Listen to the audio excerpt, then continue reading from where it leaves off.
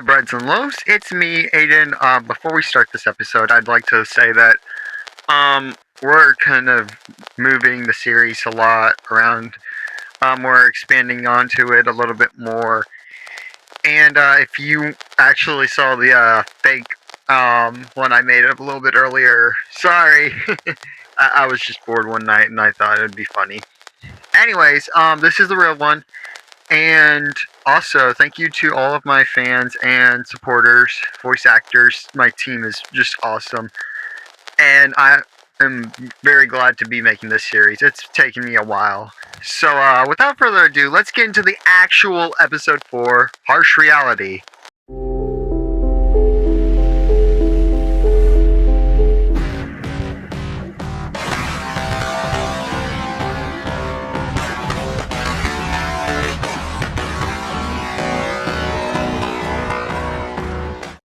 The first thing I did when waking up was looking around my room. I had fallen asleep once again, so I got up and went straight for my new clothes.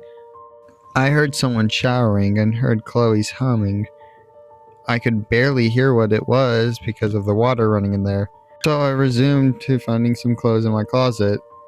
I looked for a bit and found it, a nice dress shirt that I could easily wear instead of some random shorts and crap like that.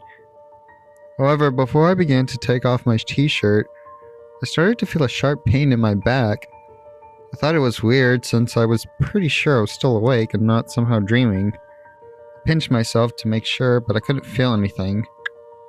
Suddenly, I accidentally tore off my skin almost instantly.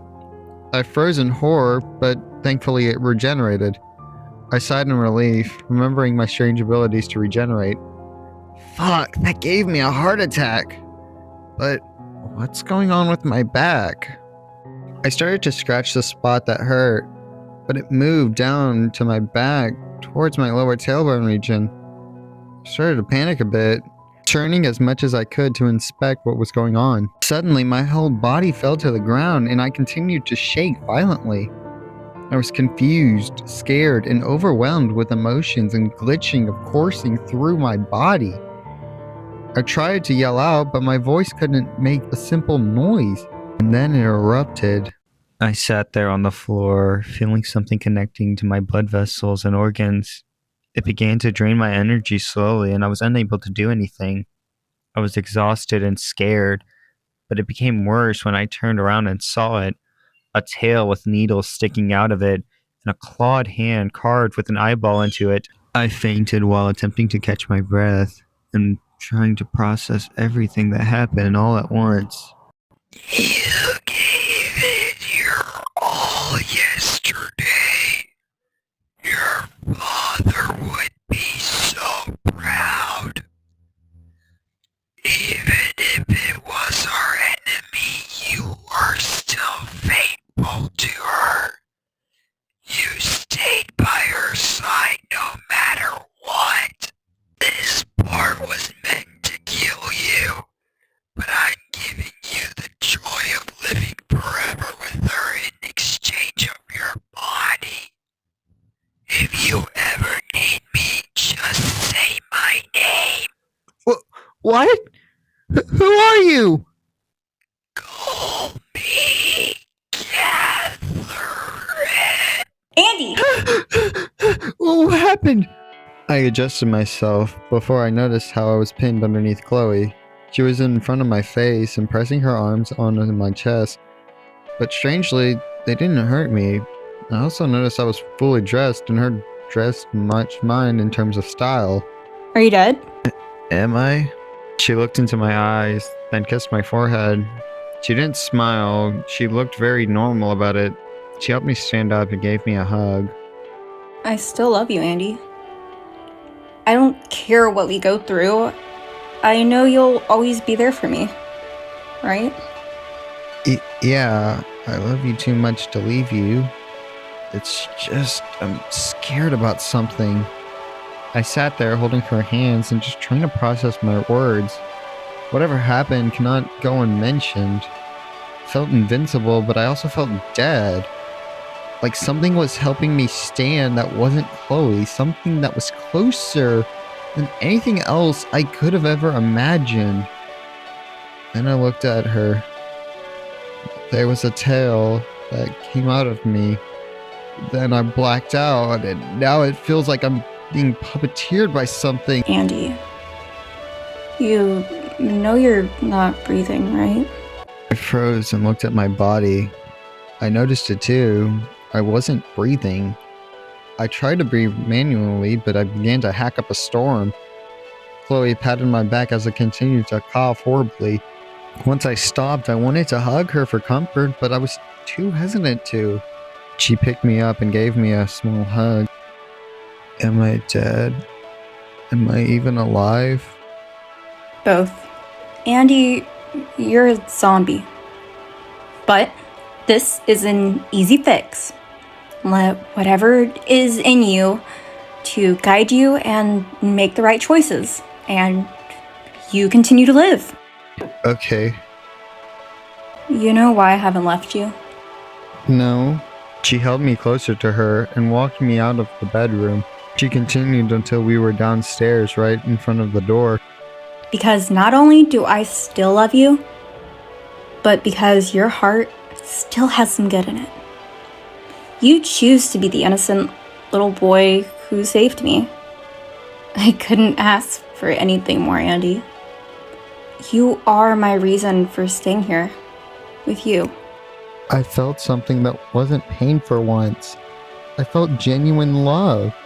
Something I haven't felt in years, only on rare occasions. I felt it with Tabitha, my mom, and sometimes Lila. I never thought one who spared me would tell me such sweet things. I teared up a bit and gave her a big hug. I love you too, Chloe. I want to stay with you too. She hugged me back and picked me up in the air. We started to laugh for a bit, enjoying the moment, until Lila opened the door. She was wearing a different pair of clothing. She was in all green uniform, wearing a small ranger hat and a gun buckle above her waist instead of around it. What an odd fit, but to each your own, I guess.